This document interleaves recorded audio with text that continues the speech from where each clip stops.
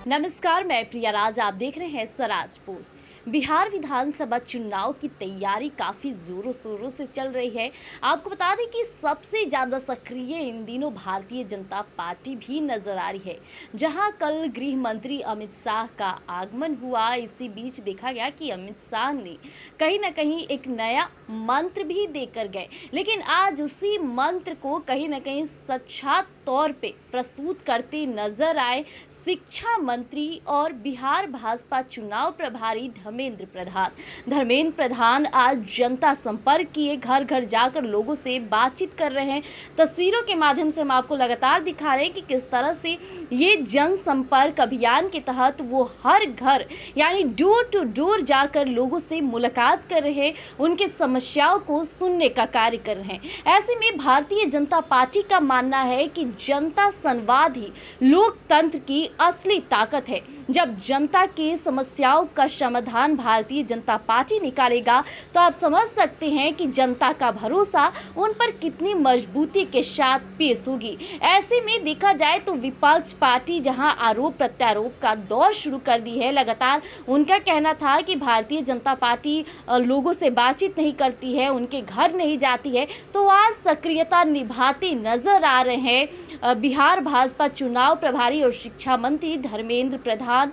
आप देख सकते हैं कि किस तरह से वो हर एक घर जा रहे हैं और वहां मौजूदा महिलाएं हो हर किसी से बातचीत कर रहे हैं। और कल अमित शाह ने भी यही कहीं ना कहीं चुनावी मंत्र देकर गए हैं कि अब बिहार विधानसभा चुनाव में हर किसी को जनता से संवाद करनी है, जनता की समस्याओं का हल करना है, चाहे आप बड़े अधिकारी और बड़े नेता क्यों ना हो। हर किसी को अब जमीनी स्तर पर कार्य करने के लिए पूरी तरह से लगन के साथ लग चुके हैं।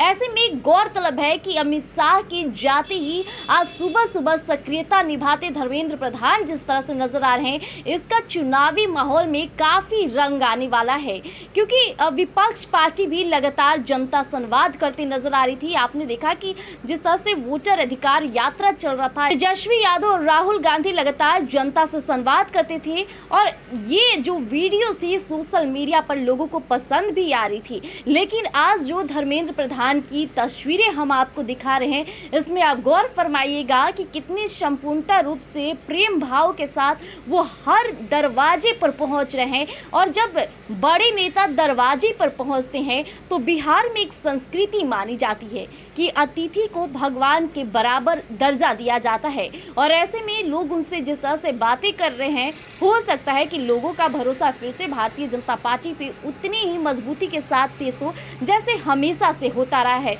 और ऐसे में चुनावी माहौल है, ये छोटी छोटी बिंदु काफ़ी गौर फरमाने वाली हो जाती है। और गौरतलब ये भी आपको हम बता दें कि ट्रिपल एम का नया मंत्र अमित शाह ने दिया है, यानी कि महिला, मंदिर और मोदी।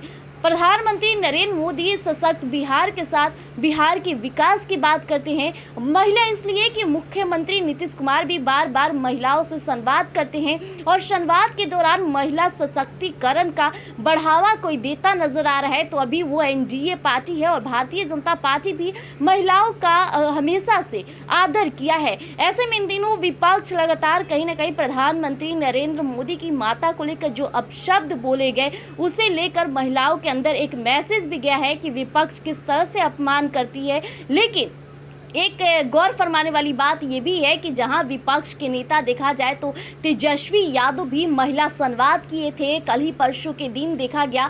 लेकिन ऐसे में जब भारतीय जनता पार्टी भी अब महिला संवाद के साथ साथ डोर टू डोर उनकी समस्याओं का समाधान करेगी, तो इस बार का बिहार विधानसभा चुनाव काफ़ी ज़्यादा मजबूती के साथ साथ लोगों के भरोसे पर भी टिकता नजर आएगा। और अब देखना होगा कि जनता का विश्वास कौन सबसे अपनी तरफ आकर्षित करता है, और न सिर्फ बातों ही बातों में बल्कि धरातल पर योजनाओं को लाकर उनकी समस्याओं को समाधान कर। तब तक के लिए हमारे साथ बने रहिएगा स्वराज पोस्ट पर।